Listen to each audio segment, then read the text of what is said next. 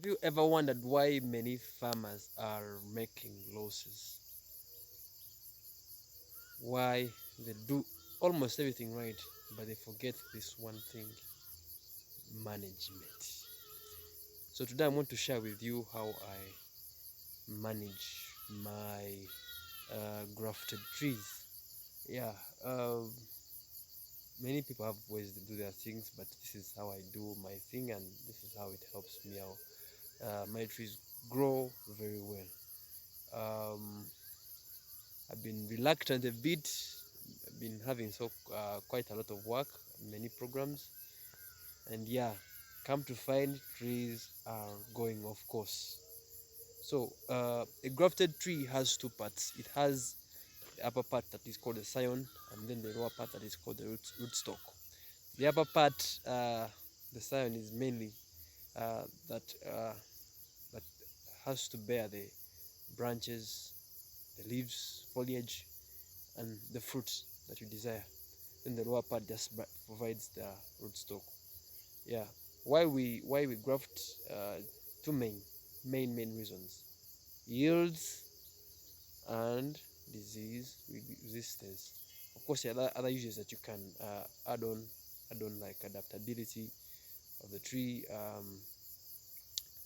increased survival, but mainly those two: yield, because the upper part usually contains the desired traits of what you require from the plant uh, in terms of fruit. Because yeah, then the lower part, the rootstock, is uh,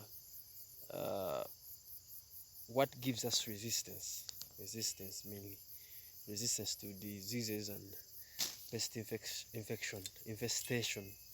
Yeah, so those are two things, very important. So this is how I manage my trees, so that able to work, because you can do other things right, but when you don't manage well, the plant doesn't give you what you want. So I'm going to just give you an example of my tree. This is my my mango tree, and right here it is. So this is the graft. Show you.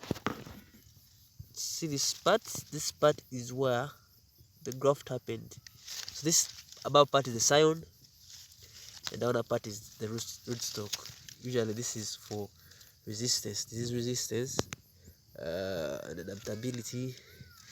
Then this other part mainly consists of the desired foliage, and also fruit quality. So yeah, so the main part, like I said, yield and resistance diseases. Yes.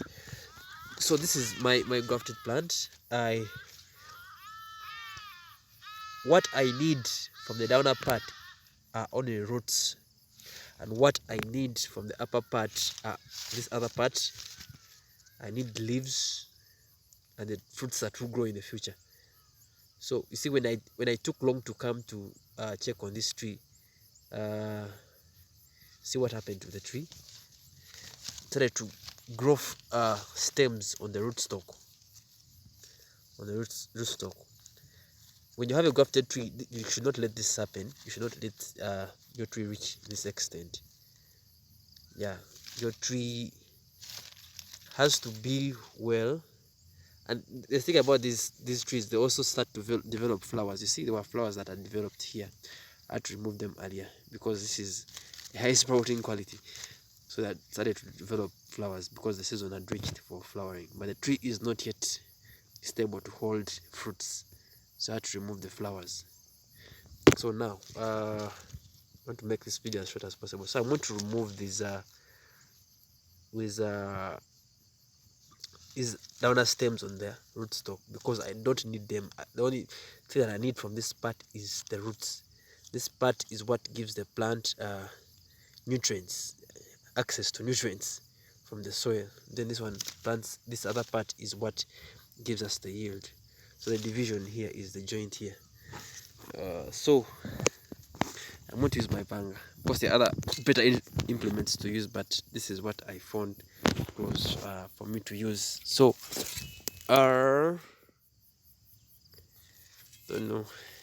Okay, let me do that. So, going to cut off these stems like that.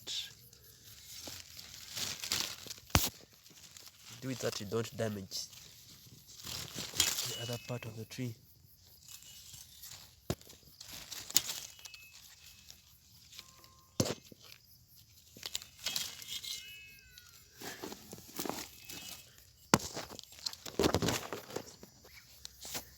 So I'm actually done.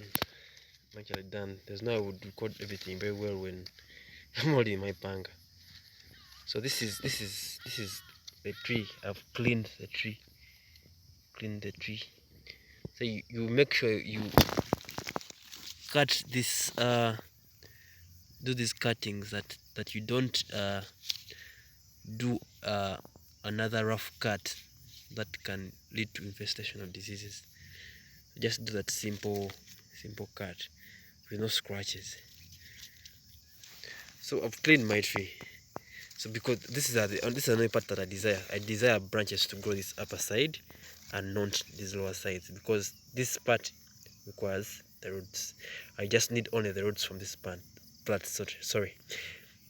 So yeah, that is it.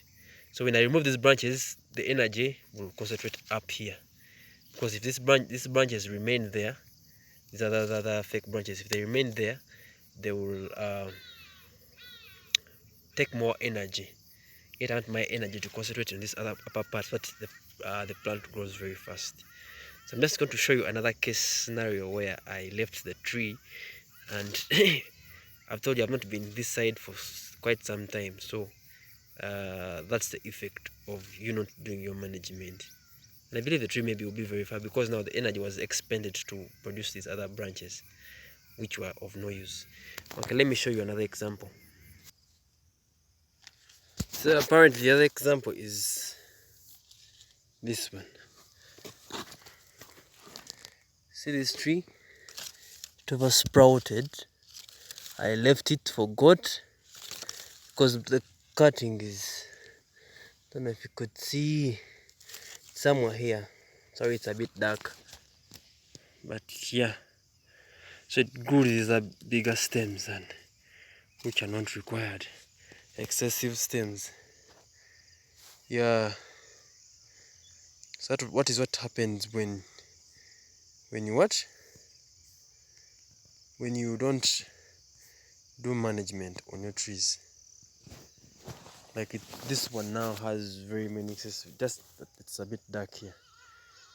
Has excessive stems, unwanted. You see these ones? You may think that plant is actually growing, but all these stems have grown above the wanted part. I mean, they've grown on the unwanted part, below the wanted part. Yeah, so I have to cut them off so that I clean the tree as well, and it will be good to go. So that is how you manage. I'm going to cut it off. Maybe I'll show you after I'm done. So two management things that you do when the trees are still growing: you deliberate flower abortion, and cut off the excess stems on the sides. So deliberate flower abortion, and the stems that on the sides that are growing on the rootstock, not just on the sides, on the rootstock. Otherwise, thank you for listening. Have a nice time.